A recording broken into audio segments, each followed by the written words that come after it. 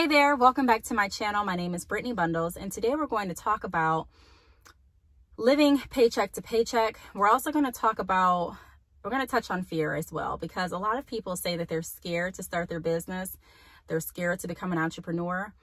And to me, what's scarier than starting your own business and becoming an entrepreneur is living paycheck to paycheck. What's scarier to me is having a job that you're not secure in. What's scarier to me is having an employer who can easily replace you. So those are some of the things that are scary to me. So I'm going to get into this a little bit more in the video. If you are interested, be sure to give the video a big thumbs up. Please make sure that you are subscribed, and let's get right into the video. So like I just said, starting your own business, starting anything for that matter that's new to you can definitely be a little bit scary. It can have you nervous. It can have you anxious. It can have you feeling uncertain. However, I always like to weigh my fears. I kind of like to weigh it. Okay, on one hand, I may be scared of starting a business because, I may be scared of failing. And I do this. I've made multiple videos talking about failure and how I really don't look at starting a business and not doing as well as you intended to do as failing. There's still so many things that you have, I'm sure, have learned through your journey if you allowed yourself to learn it and actually go through the journey. And there's so many seeds that you've planted that can help you in the future as well. However, you have that on one hand, that you're scared of doing this. Maybe you're scared of putting yourself out there. You're scared of people talking crap about you, or you're scared of, just being on social media. But then on this hand, you have some more fears. For me, my fear was being employed, like I mentioned before, at a place that I knew could replace me. Being employed at a place that would hang my job over my head. Being employed at a place that could terminate you at will. In the state of Michigan, we have an at-will employment policy. And that's not for, I don't know if that's for every job, but for a lot of jobs, that's what they have. Meaning that they can terminate you at will. There doesn't have to be like a huge amount of, things that you've done wrong in order to be terminated from your job, but they can do that. I've also been afraid of my job downsizing. I've also been afraid of my job going out of business. And so I'm not saying live in fear, but I'm saying that the fear of me being terminated and the fear of me not having, be pouring everything into a job and then not being able to get it back if they decide to let me go has been a fear. So I had to weigh, I was also scared of getting on social media. I was also nervous to make a YouTube channel. I was also nervous to create my hair business. However, I had to weigh my fears on the spectrum. And ultimately, I was more afraid of not being financially stable in a job that I was replaceable at versus starting my own business. So sometimes we do have to put ourselves out there, even if we are scared. We have to work in our fear. Even like, there's so many things that we do that we don't even realize that we're doing while we're still scared. If you've given a speech in front of your class, if you've ever done a public speaking event, if you've ever, even childbirth, sometimes when you get rolled into that room, you're scared, but it doesn't stop the process. Your birthing process still continues. You still, at the end of the day, or at the end of, tomorrow, you're still going to have this baby. And so it's some of the same similarities when you are thinking to yourself, I'm not going to really start anything because I'm scared. Well, aren't you scared of this too? Aren't you scared of not having something else in place if something happens with your current income source? Aren't you scared of also putting all of your eggs into one basket? So that's the question that I ask a lot of people when they say they're scared to start. You can be scared to start and still get started. But what's more scary is not getting started and then not having anything to fall on. Whether I have a job or whether I don't, I'm still able to make money. That's very important. That's huge. That's very important. Whether you're, in a position where you feel comfortable today, it does not guarantee that you're going to be comfortable in a month from now. It does not guarantee that you're going to be comfortable in a year from now. Bad things happen to good people all the time. Sometimes it just takes, God forbid, but it takes an illness to shake up their financial expenses. Sometimes it takes a fire, or a environmental like hazard. Maybe it's an earthquake or something that can definitely shake up your finances. Sometimes it takes a family member or a friend that's going through something, that's trying, that may need your help. And that may shake up your financial stability. Sometimes it takes, a job, a plant closing. And that may shake up your financial stability. So what I've learned at a young age is that nothing is really guaranteed as far as working and being employed. There's definitely good companies out there. There's definitely good jobs and good careers. But I always ask myself, is that enough? What if the job doesn't even terminate you? But what if you decide that you want to do something else? What if you decide at a later date that, hey, I do want to actually be in control of my schedule. I do want to have a little bit more flexibility. And so we have to start sowing those seeds now so that in the future, when we do want to do something different, or in the future, if something does happen, we still have something to rely on as far as a means to make money. A means to get our name out there, a means to share our knowledge and to share our story and to fulfill our purpose.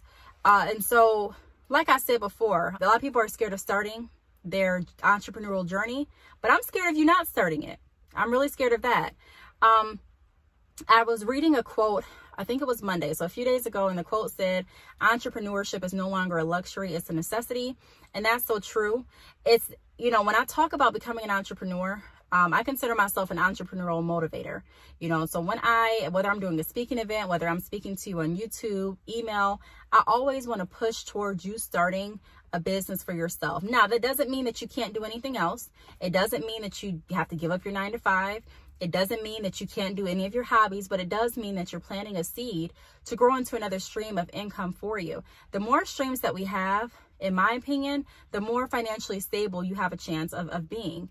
And it's not even about who has the most money. In my opinion, it's who really has the capacity and ability to invest their money the right way and to have income coming in, so money coming in from multiple streams, so that if one stream dries up or one stream stops or gets blocked, there's still other streams that can come in to help, and still other streams that can come in to carry you afloat. Another point I want to touch on is always think about what if. I know a lot of people don't like to live in that, mindset of what if this happens, what if that happens, but I can tell you, you don't have to be scared of what will happen, but always think about what could happen. Never get too comfortable in your living situation where you just feel like you're above everything. You're above getting knocked back down. You're above having to start over. There's people that have businesses that still have to start over. There's people that have businesses that, still are not financially stable. And just because you start a business does not mean that you're going to automatically be financially stable, but it does mean that you're setting up the right stepping stones to be able to take off if something happens or if something comes crashing down. So think about what if. What if my company downsizes next year and I go? You can be this close to your manager. You can be, but ultimately there's someone above your manager. There's someone most likely above your manager's manager. And so sometimes things happen that aren't even in your manager's hands, that aren't in your hands, that are out of your scope. So my advice would always be to lean on God and also do what you can do to provide another stream of income. Like I just said with the quote, I don't believe entrepreneurship is a luxury. I really believe it's a necessity. Even if it's a business where, you may say, hey, I just don't enjoy having employees. You don't have to create a business with employees. If you're someone that doesn't enjoy actually walking into a brick and mortar business each day and you find more fulfillment having your business and working with your customers online, then do that. But in my experience, I've just seen so many people that have put all of their eggs into one company. And it's like when that company is done with you, and I don't want to sound rude or mean, I'm just being realistic. And I'm not saying this happens to everyone, but a lot of people can relate. What else do you do? You're going to go back through the hiring process and try to find another job. But in the meantime, what else are you going to do? The time to get started is not when you, in my opinion, need to, but it's ahead of time, which brings me to my next point. Be proactive. So don't sit around. And if you think about what if, don't just sit around and think, okay, what if this happens? What if this happens? And scare yourself. But think about the what if possibilities so that you can start becoming proactive and start making different plans and, making different changes to your schedule to incorporate, more time to actually do what it is that you find fulfillment in. And not just that, but also do something that fulfills you that can also bring income back into your household. And not even just the income aspect, because a lot of times when you start a business, it takes some time for you to start bringing in income. That's why I say the time to be proactive and the time to start a business is not when you actually need to, but it's ahead of time so that you can start planting those seeds and actually reap the benefits when it comes time for you to do so. Think about your children, think about your family. Sometimes, you know, it's not even about the financial aspect that a business can provide, but it's also about having a legacy and having something that you can pass down to your children, having something that you can help your family members with. There's a lot of times that, you know, family members will be out of a job, or family members, you know, may not want to or be able to go into a 9-to-5 job, but they still want to work. And how great would that be? How amazing would that feel to be able to bless your family members and friends with a place of employment, because you've been creating this business and working this business for years, and now it's actually the time to enjoy the fruits of your labor. And not only do you have, you know, a retirement plan, but you also have an actual business that you can help your family members and your friends become financially stable in as well. So be proactive. My next point is that make sure that you're being wise with investing your money. You know, everything that you make from your business or from your job does not have to go out the window. It doesn't have to go on a shopping spree. It doesn't have to go on getting your hair and your nails done. I love getting my nails done as much as the next person, but I still want to make sure that I'm being smart with my income. And if you know that you're going to want to spend and the job that you have now is not going to provide that lifestyle, then we have to figure out a way to produce more income. We have to figure out a way to sow more seeds so that we can reap more benefits. We have to figure that out. And so sitting here going through our normal day-to-day lives and not willing to try anything new because we're too frightened, you know, isn't really going to benefit us. Like I said, be frightened if you want to, but that doesn't mean that anything stops. There's a lot of people that are scared daily or anxious daily to do something that still do it. And so I'm not going to tell you not to be scared, but I am going to say weigh your fears and think about what's more scary, you know, putting yourself out there and hearing a few negative comments, if they even come. You know, just because you put yourself out there doesn't mean that someone's going to say anything mean or nasty. I mean, you're dealing with people, so more than likely it probably will happen. However, are you more scared of that, or are you more scared of not being able to have another option if your current lifestyle situation changes? And then the last point that I'm going to go over is don't get too comfortable. Do not get too comfortable. You know, like I say all the time, this rule doesn't just apply to entrepreneurs. When I say that one year your business can be doing tremendous and the next year it may not do so well, when I say that one year you can be very, very financially stable and the next year you may not be, this doesn't happen to just business owners. This happens to a lot of different people. And sometimes even if it feels like you're making the right moves and you're planning and, you know, doing the right actions and sowing the right seeds, that still doesn't make you exempt from experiencing down times. However, if you are building up a brand, it to me is so much more than just even making money, but it allows you to be able to connect with people. It allows you to be able to connect with more resources.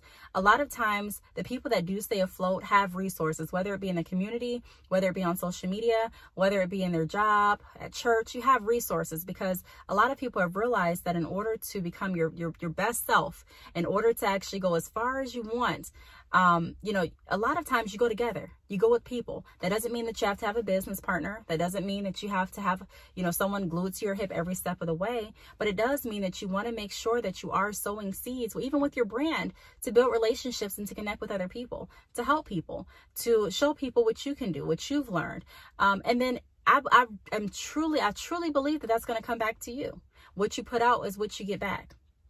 I truly believe that. So I just wanted to put this video out here because I wanted to put our fear in perspective and really bring attention to, you know, the fact that a lot of people, I feel like we're not really weighing, you know, our fears. I can't tell you how to weigh your fears. You know, I can't tell you, you know, the extent of your, you know, fear or anxiety about starting a business. All I can do is go off of my experiences and share, you know, my thoughts and my tips on the topic. However, there's a lot of people that are living paycheck to paycheck. There's a lot of people that are one paycheck away from not being able to pay their rent or their mortgage. There's a lot of people that don't know what they would do if they lost their job, you know? And so I never want to be in that position, and I never want any of you to be in that position either.